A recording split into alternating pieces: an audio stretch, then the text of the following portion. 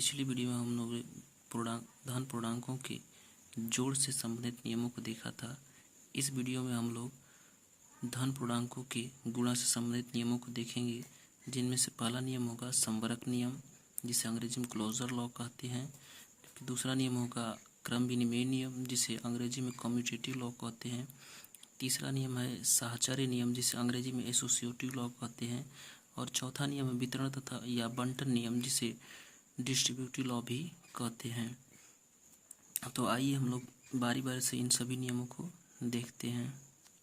पहला नियम है क्लोजर नियम, जिसके अनुसार दो धनात्मक पूर्णांकों का गुणनफल सदैव एक धनात्मक पूर्णांक ही होता है। इसको अगर हम लोग लिखें तो इस प्रकार लिख सकते हैं कि दो धनात्मक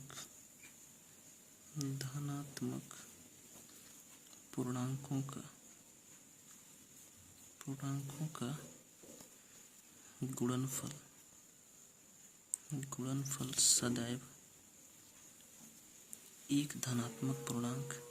सदैव एक धनात्मक पूर्णांक होता है। इसको उदाहरण के तौर पर समझेंगे। जैसे एक धनात्मक पूर्णांक है और 5 भी एक धनात्मक पूर्णांक है। अगर इन दोनों का गुणा किया जाए तो हमें 5 प्राप्त होता है, जो कि एक धनात्मक पूर्णांक है। इसके अलावा हम लोग देखें कि 3 एक धनात्मक पूर्णांक है और 4 भी एक धनात्मक पूर्णांक है, जिनका गुणा करने पर हमें 12 मिलता है, जो कि एक धनात्मक पूर्णांक है। इसके अलावा हम लोग अन्य उदाहरण भी देख सकते हैं। जैसे 5 और 7 का गुणा करें तो हमें 35 मिलता है, जो कि एक धनात्मक पूर्णांक है। इसी प्रकार 10 और 8 को गुणा करें तो हमें 80 मिलता है, जो कि एक धनात्मक पूर्णांक है। अर्थात हम लोग कह सकते हैं कि दो धनात्मक पूर्णांकों को गुणा करने पर सदैव गुणनफल सदैव ही धनात्मक पूर्णांक प्राप्त होता है। आगे हम लोग देखते हैं दूसरा नियम, जिसे हम लोग कहेंगे क्रम विनिमय नियम। दूसरा नियम है क्रम विनिमय नियम। क्रम विनिमय नियम के अनुसार किन्हीं दो संख्याओं का क्रम बदलकर गुणा करने पर उनके परिणाम में कोई परिवर्तन नहीं होता है। अर्थात अगर दो संख्याओं का गुणा क्रम बदल कर दिया जाए तो परिणाम उनका समान होता है। अर्थात इसको हम लोग लिखें तो लिख सकते हैं दो धनात्मक पूर्णांकों का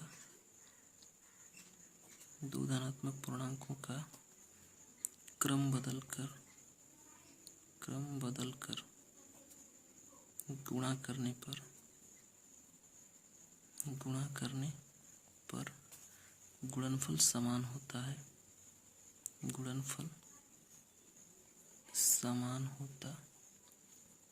है। उदाहरण के तौर पर देखें कि यदि अगर हम लोग 3 और 5 का गुणा करें तो हमें 15 मिलता है। इसी प्रकार यदि हम लोग 5 व 3 का गुणा करें तब भी हमें 15 प्राप्त होता है। इसी प्रकार अन्य उदाहरण देख सकते हैं। जैसे 4 और 7 का गुणा करें तो हमें 28 प्राप्त होता है। इसी में इसको उलट दें, 7 तथा 4 करें तो इसका गुणनफल भी हमें 28 प्राप्त होता है। इस प्रकार हम लोग देख रहे हैं कि अगर दो संख्याओं का क्रम बदल कर गुणा करते तो गुणनफल में कोई अंतर नहीं होता है। जैसे यदि हम लोग माने कि a एक पूर्णांक है, b भी एक पूर्णांक है, धनात्मक पूर्णांक है, तो इनका गुणा करने पर हम a इंटू बी करेंगे तो इनका क्रम बदल कर भी गुणा करने पर उस उत्तर सही एक ही प्राप्त होगा। इसके बाद हम लोग तीसरा नियम देखेंगे, जिसे साहचर्य नियम कहते हैं। साहचर्य नियम को हम लोग उदाहरण के तौर पर समझ लेंगे। जैसे यदि हम 3 संख्याओं 2 गुणित 3 गुणित 4 करें और प्रथम 2 संख्याओं 2 तथा 3 का एक साथ गुणा करें तो प्रथम 2 का गुणा करने पर हमें 6 प्राप्त होगा। फिर 4 का गुणा कर देंगे तो हमें 24 प्राप्त होता है। इसी प्रकार हम लोग इसी संख्या को दूसरे प्रकार से गुणा करें 2, 3 और 4, इसमें अंतिम 2 संख्याओं का गुणा एक साथ पहले करते हैं तो इस प्रकार भी हमें उत्तर वही प्राप्त होता है। 2 12 24। इस प्रकार हम लोग देख सकते हैं कि यदि 3 संख्याओं का गुणा अलग अलग क्रम में किया जाए तब भी उत्तर समान प्राप्त होता है। इस नियम को ही साहचर्य नियम कहते हैं। इसे हम इस प्रकार भी लिख सकते हैं। यदि हम लोग कहें यदि a b c तीनों प्राकृतिक संख्या हो या नेचुरल नंबर हो तो ए गुणित बी गुणित सी बराबर ए गुणित बी गुणित सी, जिसमें से ए तथा बी को एक साथ गुणा करेंगे और इधर बी तथा सी को एक साथ गुणा करेंगे तो उत्तर में कोई परिवर्तन नहीं होगा। इसी को साहचर्य नियम कहा जाता है। अगला नियम हम लोग देखोगे वितरण या बंटन नियम। जैसा कि नाम से ही पता है यह वितरण नियम या बंटन नियम की अगर हम लोग एक संख्या से किसी दो जोड़ वाली संख्या में गुणा करें तो वो दोनों संख्या के साथ गुणा हो जाता है। जैसे अगर उदाहरण के तौर पर समझे हम लोग तो यदि 2 का गुणा 3 प्लस 5 में कर दिया जाए तो ये दोनों के साथ गुणा करता है। जैसे 2 गुणित 3 प्लस 2 गुणित 5 होता है और इसका हम लोग गुणा करें तो उत्तर आएगा 6 प्लस 10 आ जाएगा 16। इस प्रकार हम लोग देखते हैं कि ये जो 2 है ये 3 तथा 5 दोनों के साथ गुणा कर रहा है, इसलिए इस नियम को वितरण नियम कहा जाता है। वितरण या बंटन नियम भी कहा जाता है। बंटन नियम इसलिए वितरण या बंटन नियम इसलिए कहा जाता है कि ये पहली संख्या तथा दूसरी संख्या के साथ अलग अलग गुणा करता है। इसको हम लोग इस प्रकार से भी लिख सकते हैं कि यदि ए बी सी तीनों अगर नेचुरल नंबर हैं तो ए का गुणा बी प्लस सी से कर दिया जाए तो इसे ए इंटू बी प्लस ए इंटू सी करके लिखा जा सकता है। इसी प्रकार यदि बी प्लस सी इधर लिखा हो और इसके बाद इधर भी गुणा का निशान हो तब भी हम लोग वही क्रिया करेंगे कि ए इंटू बी प्लस ए इंटू सी होता है। इस नियम को ही वितरण या बंटन नियम कहा जाता है। इसके बाद हम लोग देखेंगे समृद्ध समुच्चय या क्लोज सेट के बारे में। समुच्चय किन्हीं संख्याओं या किसी प्रकार की वस्तुओं या किसी भी चीज़ के एक समूह को समुच्चय कहा जाता है।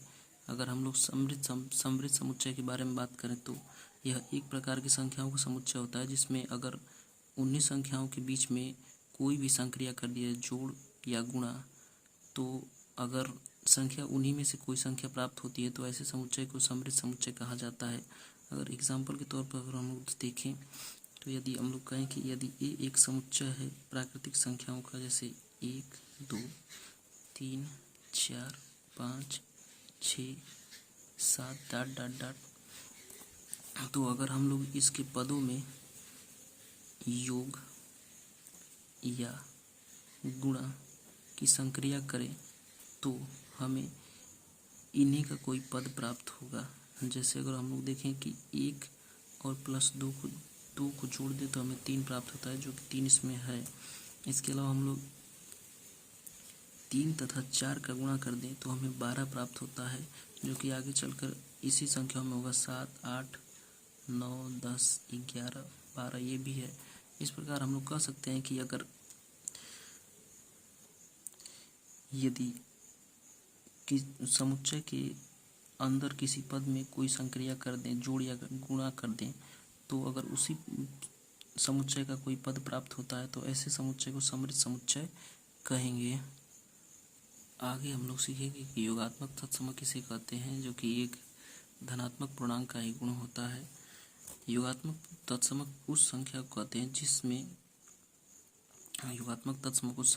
हैं जिसे किसी दूसरी संख्या में जोड़ दें तो उसके मान में कोई परिवर्तन न हो। जैसे अगर एग्जाम्पल के तौर पर हम लोग समझे तो अगर हम लोग 1 में 1 जोड़ दें तो इसके मान में परिवर्तन हो जाता है। इसी प्रकार 1 में 2 जोड़ दें तो इसके मान में परिवर्तन हो जाता है, परंतु यदि 1 में 0 जोड़ दें तो हमें 1 प्राप्त होगा। इसी प्रकार 2 में 0 जोड़ दें तो हमें 2 प्राप्त होता है। इसी प्रकार हम देखें कि 3 में 0 जोड़ दें तो हमें 3 प्राप्त होता है। अर्थात 0 एक ऐसी संख्या है जिसे किसी भी संख्या में जोड़ने पर उसके मूल मान में कोई परिवर्तन नहीं होता है। इस कारण इसे योगात्मक तत्समक कहा जाता है। अर्थात हम लोग कह सकते हैं कि 0 एक योगात्मक तत्समक है। इसी प्रकार हम लोग आगे देखें कि गुणात्मक तत्समक किसे कहते हैं। गुणात्मक तत्समक एक ऐसी संख्या होती है जिसे किसी भी संख्या में गुणा करने पर उसके मान में कोई परिवर्तन नहीं होता। जैसे अगर हम 2 में 2 से गुणा करें तो 4 प्राप्त होता है, जिससे मान में परिवर्तन हो जा रहा है। इसी प्रकार 3 में 2 से गुणा करें तो 6 प्राप्त होता है, जिससे मान में परिवर्तन हो जा रहा है। परंतु यदि हम 2 में 1 से गुणा करें तो हमें 2 प्राप्त होगा, 3 में 1 से गुणा करें तो 3 प्राप्त होगा, 4 में 1 से गुणा करें तो 4 प्राप्त होगा। इसी प्रकार 10 में 1 से गुणा करें तो 10 प्राप्त होता है, 20 में 1 से गुणा करें तो 20 प्राप्त होता है, 999 में 1 से गुणा करें तो 999 ही प्राप्त होता है। इस प्रकार हम देखते हैं कि यदि किसी संख्या में 1 से गुणा कर दें तो उसके मान में कोई परिवर्तन नहीं होता है। अर्थात हम लोग कह सकते हैं कि एक गुणात्मक तत्समक है। अर्थात हम लोग लिख सकते हैं कि एक गुणात्मक तत्समक है। एक गुणात्मक तत्समक होता है जबकि 0 युगात्मक तत्समक होता है। आगे इसी प्रकार हम लोग समझेंगे कि युगात्मक तथा गुणात्मक प्रतिलोम क्या होता है। युगात्मक प्रतिलोम यदि हम किसी संख्या के साथ माइनस चिन्ह लगा दें तो उस संख्या को पहली संख्या का युगात्मक प्रतिलोम कहा जाता है। अगर उदाहरण के तौर पर समझे हम लोग तो यदि a है तो इसका युगात्मक प्रतिलोम -a होगा। इसी प्रकार अगर समझे तो अगर 1 है तो इसका युगात्मक प्रतिलोम -1 होता है, 2 है तो इसका युगात्मक प्रतिलोम -2 होता है। इस प्रकार कोई भी धनात्मक संख्या हो या ऋणात्मक संख्या हो, जैसे अगर -5 है तो इसका युगात्मक प्रतिलोम +5 होगा। अर्थात हम लोग किसी भी धनात्मक या ऋणात्मक संख्या के साथ माइनस चिन्ह लगा दें तो वह उसका युगात्मक प्रतिलोम होता है। इसी प्रकार अगर हम लोग गुणात्मक प्रतिलोम की बात करें तो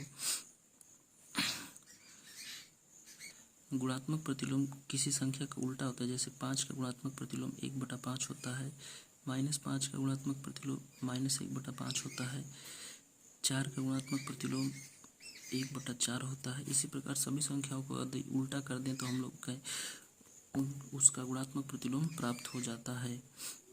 आगे हम लोग देखेंगे निरपेक्ष मान किसे कहते हैं। निरपेक्ष मान अगर कोई भी धनात्मक संख्या या ऋणात्मक संख्या हो तो उसके साथ धन या ऋण चिन्ह हटा देने से निरपेक्ष मान प्राप्त हो जाता है। जैसे अगर हम लोग -5